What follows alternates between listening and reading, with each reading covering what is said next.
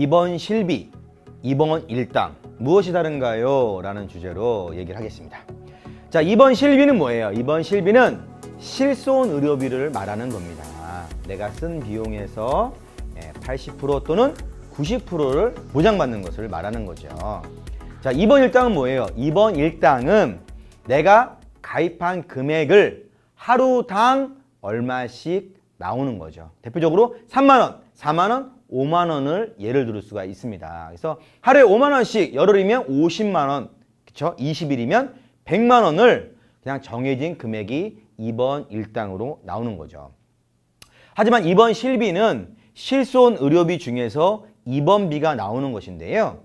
내가 만약에 입원했는데 병원비가 100만원 나왔어요. 이 병원비 안에는 수술비도 들어가고 입원비 병실료도 들어가고 약제비도 들어갑니다. 이 비용, 검사비도 물론 들어가겠죠. 이 비용이 100만원 나왔다면 여기서 80% 또는 90%를 보장받는 것은 입원 실비라고 말합니다. 근데 어떤 거는 80%, 어떤 거는 90% 보장받을까요? 그것은 건강보험에 보장이 되는 것, 급여 항목은 90%입니다. 뭐라고요? 급여 항목은 90%. 그럼 비급여 항목은 몇 프로예요?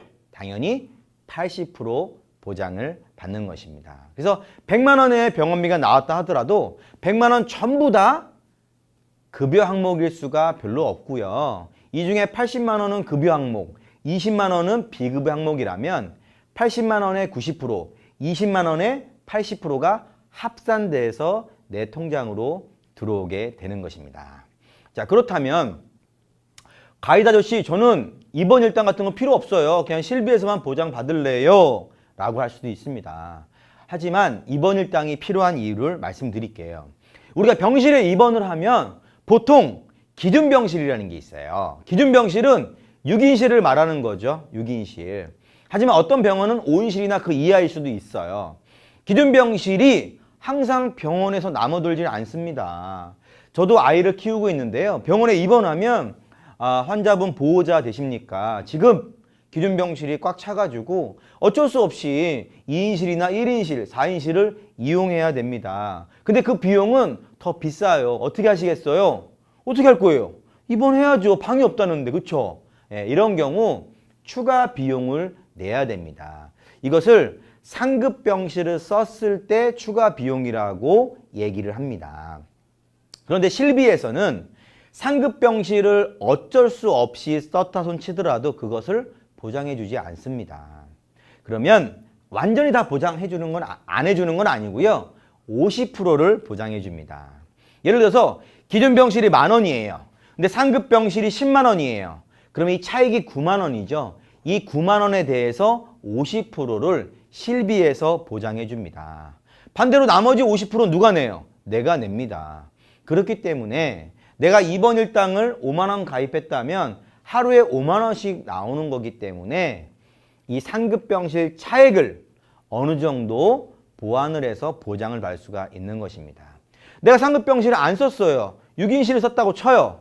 그래도 내가 입원 실비에서 10% 또는 20%를 본인 부담금으로 내게 돼 있습니다. 실비라는 게.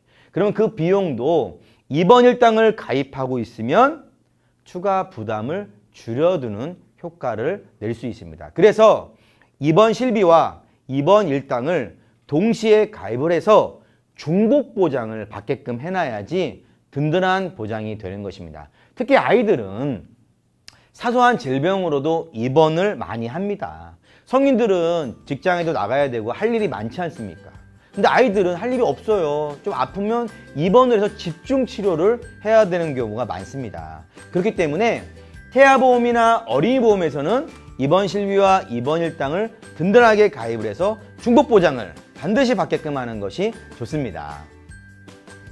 모든 엄마가 태아보험을 직접 설계할 수 있는 그날까지 태아보험은 누가?